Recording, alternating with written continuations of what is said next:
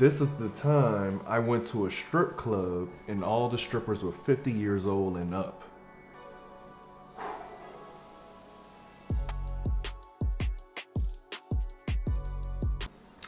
So the year is 2011 and I'm living in Atlanta, and I was working at this job at the time doing a motion graphics and video, and this company was predominantly white. So I don't know about y'all, but my experience is being around a lot of white people. You learn about a lot about celebrity names. Like their reference game is stupid. They be like, Hank Mardukas? Yeah, and then when Tim Frank did that, and I just be like, hey, show me a picture of the face. Oh, yeah. Because I don't know names, I know faces. And also when it comes to white people, you find out about spots that you wouldn't necessarily know.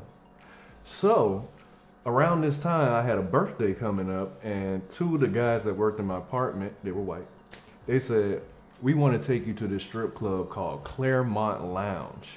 As a black guy, I know about Magic City, Blue Flame, Onyx, all those spots. I didn't know about this spot, and it was for good reason. Pinups. Shout out to Pinups, free on Sunday, $5 dances when I was there, boy. I'm thinking that shit right there, but about $5. So, I didn't know about this spot for good reason because all the strippers in there, as I said, were 50 and up. Not good. So come to find out, Claremont Lounge was the first strip club established in Atlanta in 1965. And everyone said it's a landmark that you at least got to go to one time. So we go. So I go, it's me, my two co-workers, and Chaz. We all went to this strip club and we walk in, you know, it's like a typical old looking bar, smells like a bar, smoke and beer. You see all these white men and white women in here, and then the bar I remember had like black duct tape all around the bar, like on the edges of the bar, and it was actually kind of cool because it was extra soft, but it also was genius because say if something happens or it rips, just put another piece of tape over it. Like that was so innovative to me at the time. I remember just looking at that, like, that's pretty cool. I would never do it at my house or at a bar I own, but thought it was cool for this spot. And also, you know, you're looking around, you're seeing everybody in here look kind of old, and the music is coming from a jukebox that, come to find out, only the strippers control. The strippers control the music in there, so you can't even touch the jukebox. And I know some of y'all too young don't even know what a jukebox is. I'm not talking about a vagina. I'm talking about a music player called a jukebox. So we go, we sit down, we get some drinks, we get some food, you know, we start drinking. I get a little tipsy, you know, we start to get a little tipsy, except for Chaz, because Chaz don't drink, so he had the H2O on the rocks, you know, he had that thing, throwing them back, all that water throwing them back. So they like, are you ready for a dance? And I'm looking at all the strippers in here, and I'm like, no.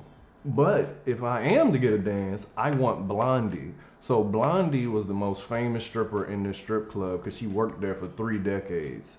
She was a black lady with blonde hair, and what she was known for was crushing beer cans with her breasts, her village feeders. She would just crush them with her breasts, and that was like what people went to see. So I was like, I guess I want Blondie, but for some reason I can't remember why I didn't get Blondie, because all my memories remember the stripper I actually got. So I got this white 60-year-old grandma. But to be honest, she could be 20 because, you know, some white people age like bananas. So she could be wrong. So she was definitely like late 50s, 60s or whatnot. So she tells me, center your chair. So I'm like, all right. So I pull my chair from the table and I center it, and she opens my legs up and she's standing right in front of me.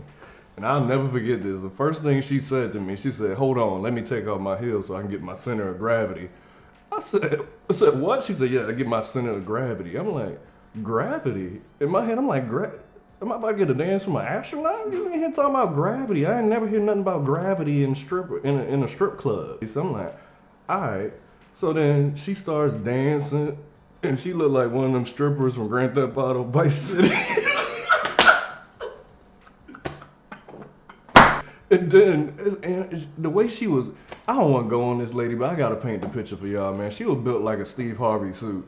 Like, I'm talking about one of them old Steve Harvey suits with the baggy pants and the baggy, like it looked like one of those 2003 NBA draft suits. Y'all remember them old NBA? Go back and look at old NBA draft suits. It just was trash. That's what her body was. The best way I can describe it, she looked like one of those Martinelli apple juice bottles. That's how she was built. This short and this round. So that's some good juice though. That's some good juice though. So she dancing again, and then she tell me, "You ready to see the prize?" I'm like, "The what?" She said, "The prize." So in my head, I'm like, "No." But in my mouth, because I got a heart and I have empathy, I don't want to make her feel bad. I'm like, "Yeah." So then she proceeds to pull her leotard to the side and flash her vagina.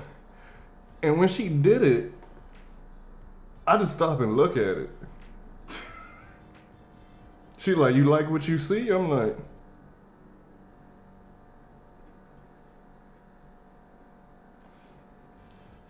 "Yeah."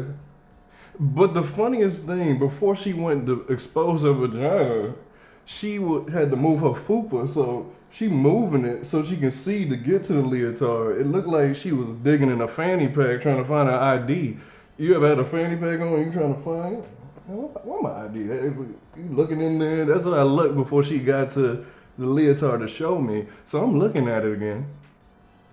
And I'm looking at it because I'm like, it looked like I've never seen a vagina this old. So I'm like, I'm really taken back by it. It looked like the texture of pig skin, like a football.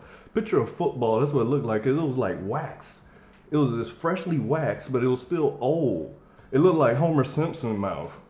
And it was just old. And it just looked like this the texture of a football. I didn't know if I should tip it or if I should hike it, like Blue 42 on this football coochie. Blue 42 hut coochie.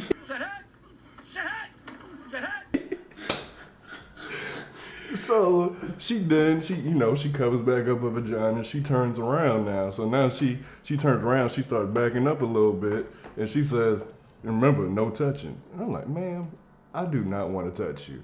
And then there was no butt back here. It was just a back. I feel like I could have filled out this leotard better than she did. And she dancing again, and she looking at me, smiling. The way she was dancing looked like when someone say, "Don't move, something on your back," and you like, "You got it? You got it?" That's how she was dancing. I was like, "Yo, what is going on right now?" So she ends the dance. She comes, she turns around, and she like, "All right, here's the finale." She takes my face and puts her in her boobs and shakes it, and I come out of there like I came out of water. You ever, someone threw water on your face and you sleep?